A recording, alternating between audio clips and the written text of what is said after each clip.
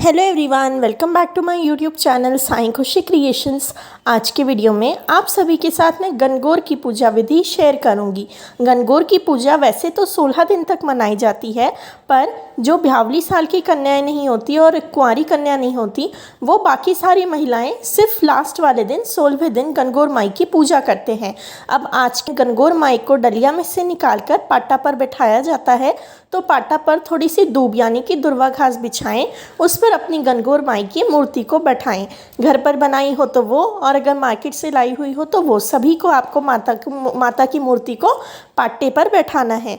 पीछे गणपति जी के रूप में मैंने एक सथिया यानी स्वस्तिक बनाया है। सबसे पहले उस पर रोली चावल अर्पित करेंगे ताकि गणपति जी की पूजा हो। उसके बाद गणगौर माई को 16 दातुन अर्पित करेंगे।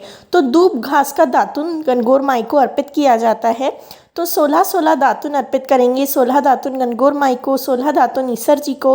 उसके बाद ईसर जी और गणगौर माई का टीका काटेंगे, काजल लगाएंगे, मेहंदी लगाएंगे।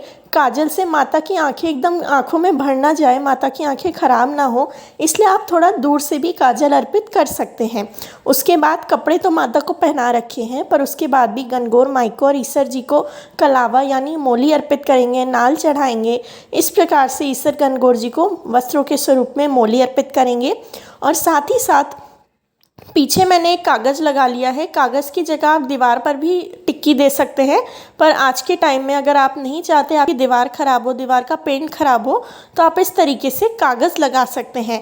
कागज़ थोड़ा मोटा लें, वरना वो कागज़ में से आर पार होकर रोली जो है दीवार पे भी लग सकती है।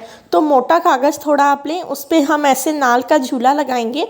तो मैंने मोली लगा ली है मेहंदी की सहायता से, और अब इस पर हम रोली की, मेहंदी की, काजल की टिक्की देंगे। फिर गेहूं की कुड्डी पर आपको दिया चासना होता है। गेहूं की कुड्डी नहीं हो तो आप चावल की कुड्डी भी लगा सकते हैं। काफ़ी लोग बोलते हैं कि हमारे यहाँ गेहूं नहीं आता, सिर्फ चावल है, तो आप सिर्फ चावल भी रख सकते हैं। फिर दिया जो है आप मिट्टी का ले सकते हैं या फिर पीतल का जो आपका घर का हो वो भी ले सकते हैं। बहुत सारी महिलाएं एक साथ मिलकर भी पूजा कर सकते हैं। अब गणगौर माई की पूजा कब करें? एकदम सुबह सुबह भी आप कर सकते हैं, दिन में भी कर सकते हैं, आपको जब समय मिले आप कर सकते हैं, पर शाम से पहले ही कर लेनी चाहिए। शाम को तो विसर्जन ही हो जाता है, इसलिए आप सुबह दोपहर तक ही गणगौर माई की पूजा कर लें। उसके बाद गणगौर माई को, ईसर जी को फूल अर्पित करेंगे। फूल माला हो तो वो चढ़ाएं। फूल, फूलमाला इत्यादि माता को और ईसर जी को अर्पित करेंगे। प्रसाद में सबके यहाँ गणगौर पर अलग अलग चीज़ों का प्रसाद बनाया जाता है। ज़्यादातर गणगौर के प्रसाद में गुने बनाए जाते हैं।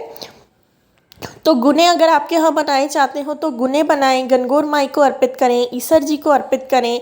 और साथ ही साथ एक दूसरे के साथ गुने बांटे भी जाते हैं, बायना भी निकाला जाता है उन पर।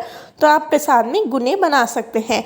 उसके बाद 16 टिक्की रोली की, 16 टिक्की हल्दी की, 16 टिक्की मेहंदी की और 16 टिक्की काजल की इस कागज़ पर हर महिला को, हर लड़की को लगानी है।